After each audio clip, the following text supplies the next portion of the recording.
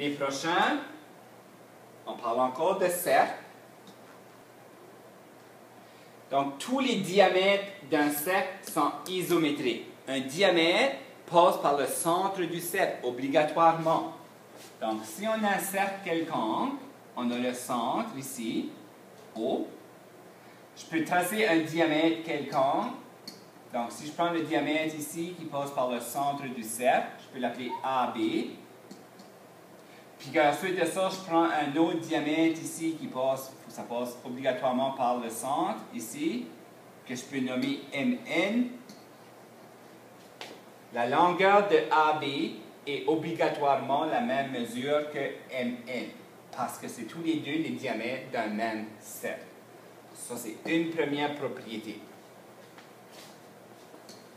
Une autre propriété, c'est dans un même cercle, ou dans deux cercles isométriques, deux cercles congrus, deux cordes. Donc, on a vu corde dans nos définitions. Donc, allons voir qu'est-ce que ça ressemble dans un cercle, la corde. Deux cordes qui sont égales, ou qui mesurent la même chose, sont à égale distance du centre. Qu'est-ce qu'on veut dire par ça? J'ai un cercle de centre 0. Une corde. Une corde, c'est tout simplement une ligne qui commence à la circonférence puis qui se rejoint à la circonférence d'un autre endroit. Donc, ça, c'est une corde. Si j'ai une corde ici, puis j'ai une corde ici, puis elles mesurent la même chose. Donc, la corde AB, puis la corde CD. Si AB mesure la même chose que CD, c'est ça la condition de départ. Si mes deux cordes mesurent la même chose, la distance entre la corde et le centre du cercle va être obligatoirement la même distance. Donc, je vais mettre M ici, je vais mettre N là.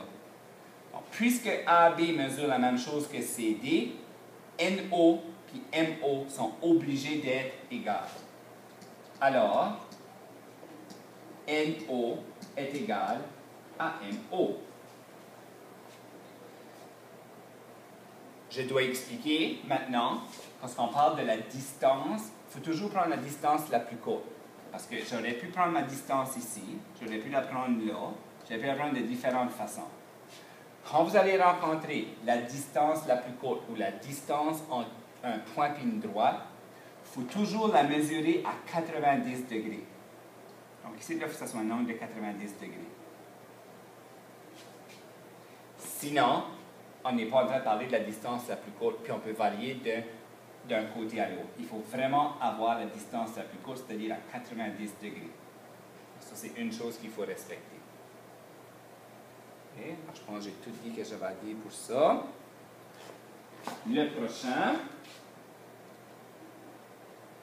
Tout diamètre qui est perpendiculaire. Qu'est-ce que ça veut dire perpendiculaire? Ça veut dire à un angle de 90 degrés. Deux droites qui se coupent à 90 degrés, on dit qu'elles sont perpendiculaires. Le symbole pour perpendiculaire, si vous ne l'avez jamais rencontré, le symbole c'est le T à l'envers, comme ça. Ce symbole-là veut dire perpendiculaire. Donc, tout diamètre qui est perpendiculaire à une corde partage cette corde à chacun des arcs qu'elle sous-tend en deux parties isométriques. Donc, on a une corde quelconque. Donc, tout diamètre qui est perpendiculaire à une corde partage cette corde et chacune des arcs qu'elle sous-tend en deux parties isométriques. Ici, okay, le diamètre est perpendiculaire à la corde, ça veut dire que c'est 90 degrés, va couper la corde en deux parties isométriques, donc cette partie-là va être égale à cette partie-là, et ça va me créer des arcs ici qui sont aussi égaux. Donc, allons se donner des lettres A, B, C, O, D, qu'on peut nommer le point de rencontre ici, E. Si on fait ça, qu'est-ce que ça va dire? Bon, on peut dire maintenant que si DC, qui est le diamètre, est perpendiculaire à la corde AB, alors on peut conclure que AE est obligé d'être égal à BE, parce que ça est coupé au milieu. Et on peut aussi dire que l'arc AC mesure la même chose que l'arc BC. Donc, si le diamètre coupe une ligne de façon perpendiculaire, une corde perpendiculaire mise au point milieu, et les arcs sont aussi égaux.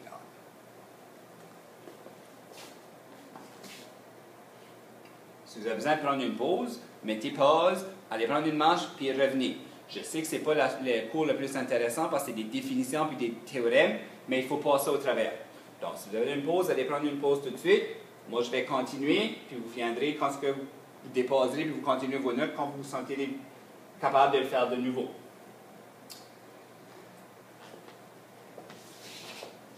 Toutes les médiatrices des cordes d'un cercle se rencontrent au centre du cercle. Médiatrice. On a vu corde et on a vu le centre du cercle. Donc, c'est quoi une médiatrice? Une médiatrice, c'est une perpendiculaire, donc qui est 90 degrés, mais qui coupe aussi au point milieu. Donc, elle fait deux choses, la médiatrice. Elle coupe à 90 degrés et à son point milieu. Donc, elle me donne des côtés congrus.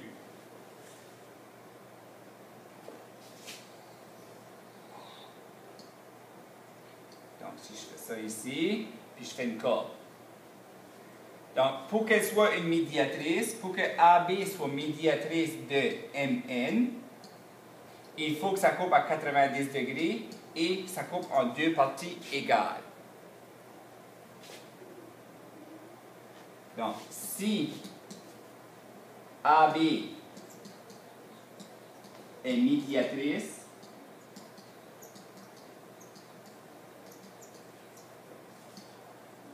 de MN, alors AB coupe MN à 90 degrés et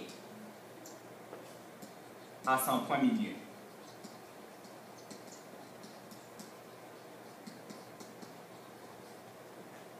Donc, si AB est médiatrice à MN, c'est au point milieu, donc ces deux quantités-là sont égales, puis il y a un angle de 90 degrés. Si on ne respecte pas ces conditions-là, AB n'est pas la médiatrice de MN.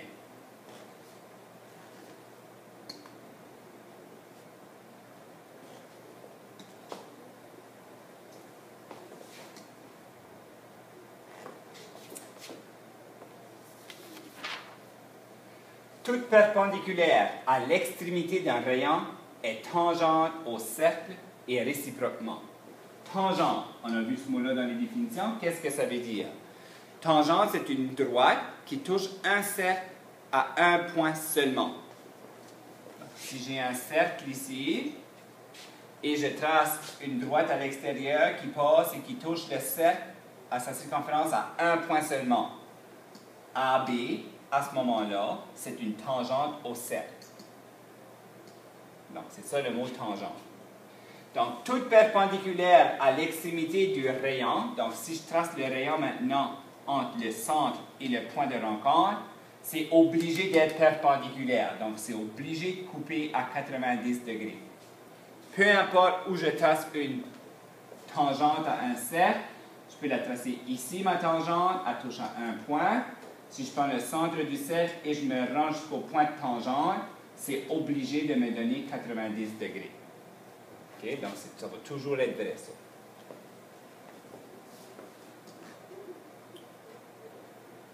Deux parallèles sécantes. Sécante, ça veut dire qu'elle va couper le cercle en deux points. Tangente à un point seulement. Donc, si j'ai des parallèles qui sont sécantes ou qu'elles sont tangentes à un cercle, interceptent sur le cercle deux arcs isométriques. Qu'est-ce que ça veut dire? Si je prends un cercle, puis je prends deux droites parallèles qui sont séquentes, ça veut dire que ces droites ici sont parallèles. Séquentes parce qu'ils coupent le cercle en deux points chacun. L'arc qui est formé ici est obligé de mesurer la même chose que l'arc qui est là. Donc, si ça c'était MN, puis ça c'était AB, on peut dire que l'arc MA est égal à l'arc NB. L'arc MA mesure la même chose que NB. On a parlé de tangente aussi. Donc, si je prends ici un cercle et je trace une droite qui est tangente au cercle, puis j'en prends une qui est parallèle et qui est tangente aussi, l'arc qui est ici est obligé de mesurer la même chose que l'arc qui est juste là. Et ça me donne même des demi-cercles. Donc ça, c'est obligatoirement vrai si mes droites sont parallèles.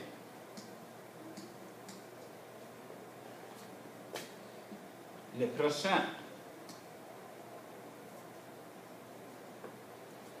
on parle d'un angle inscrit. Donc, on va aller voir c'est quoi un angle inscrit. Vous l'aviez dans vos définitions. C'est un angle dont le sommet est situé sur un cercle et dont les côtés interceptent un axe de ce même cercle. Ceci, ça veut dire la chose suivante.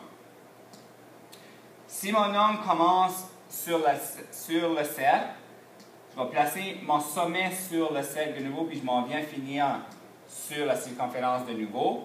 L'angle que je viens de créer ici, c'est un angle inscrit au cercle.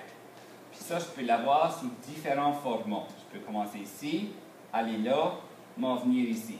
C'est un angle inscrit. Je peux l'avoir comme ceci, je peux l'avoir là, je m'en vais là, puis je m'en vais ici. Cet angle-là, c'est un angle inscrit. Parce que ses sommets, son début, sa fin et son sommet se trouvent directement sur la circonférence du cercle. Donc, on appelle ça des angles inscrits. Qu'est-ce qu'il y a de particulier avec les angles inscrits et les angles au centre? C'est qu'ils mesurent la moitié, un de l'autre. J'ai un cercle, son centre. Je fais un cercle au centre. Okay? Donc, je fais un angle au centre du cercle. Je prends le même point de départ, mais au lieu d'aller au centre, je m'en vais sur la circonférence. Puis je m'en viens finir à la même place. Donc un angle au centre et un angle inscrit qui a la même arc. Ça veut dire que l'angle inscrit va mesurer la moitié de l'angle au centre.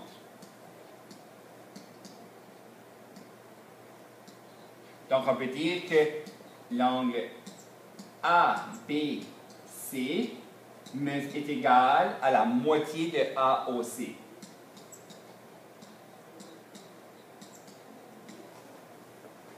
Donc l'angle ABC, cet angle ici, mesure la moitié de l'angle au centre ici.